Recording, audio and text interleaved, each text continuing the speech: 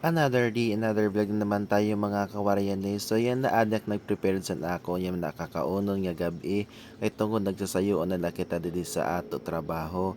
Di yan kay magtutugong kita sin sayo ka kilo. Aw, diri nga yan naton makasya. Kasayo lang nga na kumakaon. So niyan nagpo-problema nga ako kay wara nala takot sini tubig. So naisipan ko nala atong gamiton ko nala ading akon mineral. Akon sobra kanina pagparigo. Aray ko.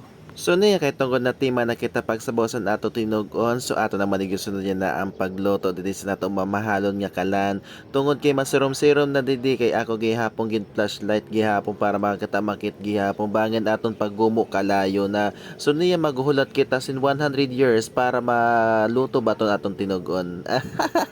So habang kita nagulat para mahubasan natong tinugon ato gyapon nag-prepare na natong mamahalon nga vegetable na fresh from the farm na kahit saan pwede mong makita to libre para dito ka lang sa Samar. At hinanda ko na rin yung mga ingredients na gagamitin natin. Nandiyan na yung asin, bitchin at marami pang iba.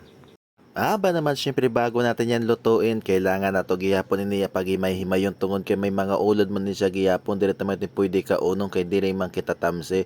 So ato gihapon ni paghuhulat ng gihapon sin duwa ka adlaw para matima kita sini pamadpad.